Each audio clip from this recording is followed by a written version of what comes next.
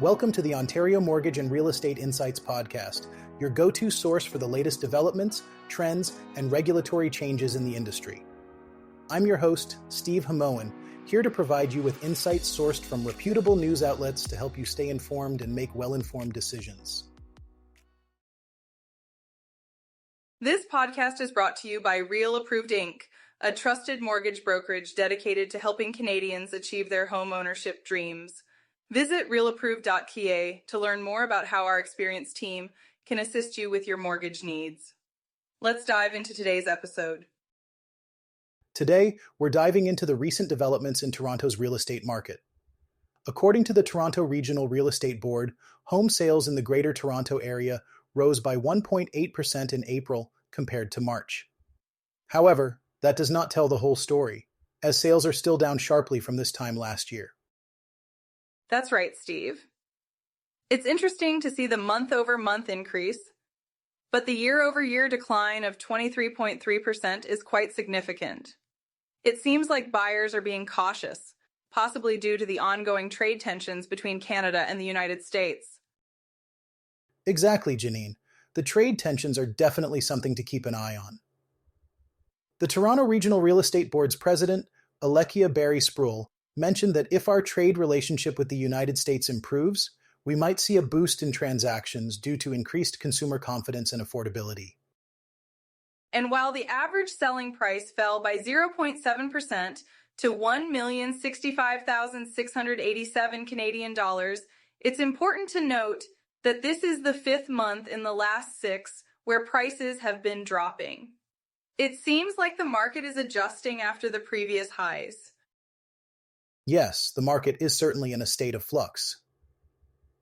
On the listing side, seasonally adjusted new listings fell slightly by 0.7% from March. However, on a year-over-year basis, new listings have actually increased by 8.1%. This suggests that more sellers are entering the market compared to last year. It could be a good time for buyers to start looking, especially if they're hoping to take advantage of the increased inventory. Plus, with Canadian Prime Minister Mark Carney meeting with President Donald Trump soon, there could be more clarity on the trade front, which might influence the market further. Let's shift our focus to King, Ontario, where we've seen some dramatic changes in the housing market. According to the Toronto Regional Real Estate Board, the average home price in King fell by 11.1% in April 2025, landing at 1.82 million Canadian dollars. That's a significant drop from March, and it also marks a 5.3% decrease compared to the same month last year. Those numbers are definitely eye-catching, Steve. It seems like a challenging time for sellers in King. But on the flip side, for buyers who've been priced out of the market before, this could be a window of opportunity. Yes, it's a double-edged sword. The number of home sales in King decreased by nearly 39% year over year, with only 11 sales recorded. Meanwhile, active listings jumped by 32%. This could suggest that supply is outpacing demand right now, which often puts downward pressure on prices. That's true. But let's not forget the resilience of the housing market over time. Compared to April 2015, the average sale price for all houses and condos in King has increased by 98.3%. That long-term growth is quite impressive, despite the current fluctuations. Absolutely, Janine. Looking at the specifics, detached houses in King averaged 2.03 million Canadian dollars. That's a notable decline of 21.7% from March. However, attached houses saw a month-over-month increase of 6.2%, averaging 1.38 million Canadian dollars, though they're still down 16.4% year over year. And it's interesting to see apartment-style condos bucking the trend, with prices up by 12.8% month-over-month and 15.5% year-over-year. It seems like there's still strong demand in that segment of the market. It does appear that way. The diversity in market performance across housing types highlights the complexity of the real estate landscape. It's crucial for potential buyers and sellers to stay informed and perhaps seek guidance from experts to navigate these changes. Definitely, Steve. As a mortgage agent, I always encourage people to look at their personal circumstances and long-term goals when considering a purchase. The market can be unpredictable, but with the right strategy and support, you can make informed decisions that align with your dreams and financial situation. Well said, Janine. As always, it's about being prepared and understanding the trends. Whether you're buying or selling, having a clear plan and keeping an eye on market dynamics can make all the difference. Let's turn our attention to Mississauga, where the average home price has dipped below the 1 million Canadian dollar mark. According to a recent analysis by real estate brokerage Zoocasa, the average price in April was 993,959 Canadian dollars.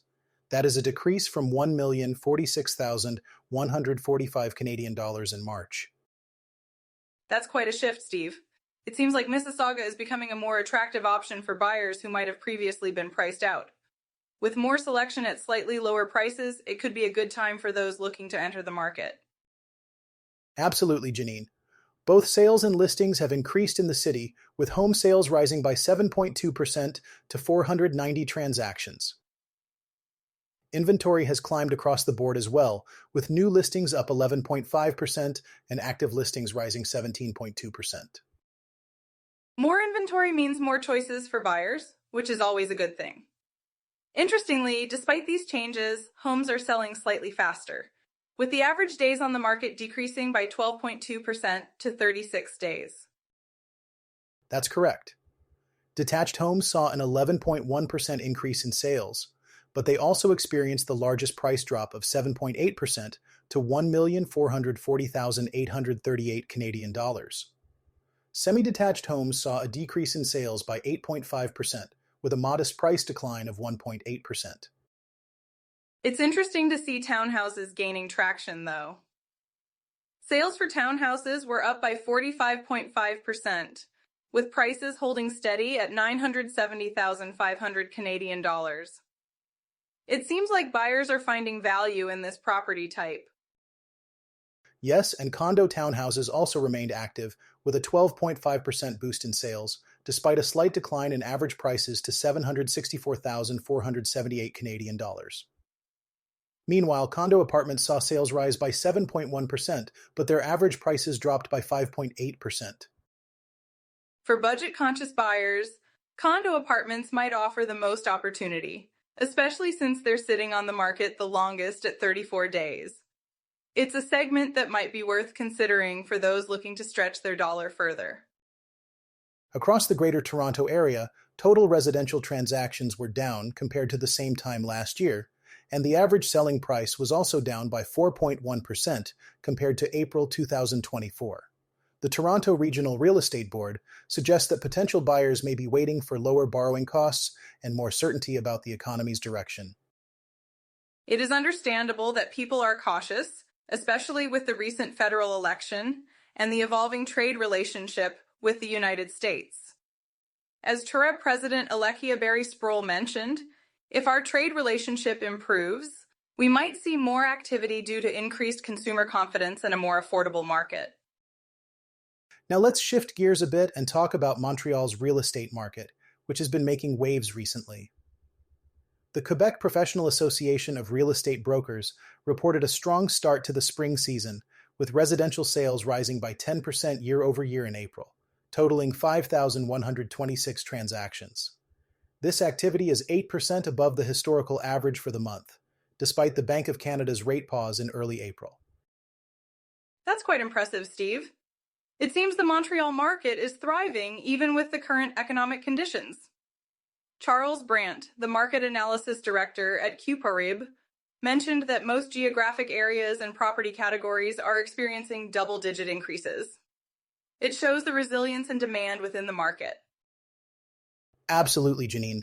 Single-family home sales led the charge, increasing by 12% to 2,686 transactions. Condominium sales also saw a 9% rise, reaching 1,961 units. It's clear there's robust demand across different property types. And it's not just about the number of transactions. Home prices are climbing too. The median price for single-family homes rose by 9% to 625,000 Canadian dollars, while condominium prices increased by 6% to 424,500 Canadian dollars. It's a competitive market out there. Indeed, Janine. The suburban markets surrounding Montreal are particularly competitive. The South Shore, for instance, has overtaken Laval as the priciest suburban market. The median price for single-family homes on the South Shore hit 634,000 Canadian dollars in April, compared to 600,000 Canadian dollars in Laval. That's fascinating, Steve. The sales to new listings ratios in these areas are also quite telling, with the North Shore at 81% and the South Shore at 76%, well above the balanced market threshold of 50%. This indicates intense competition, which could keep pushing prices up as buyers vie for a limited pool of homes. It's a dynamic landscape, Janine. For those looking to buy in the Montreal area, understanding these trends and staying informed is crucial. The market's complexity requires careful navigation, and having the right information can make all the difference in making sound decisions. Absolutely.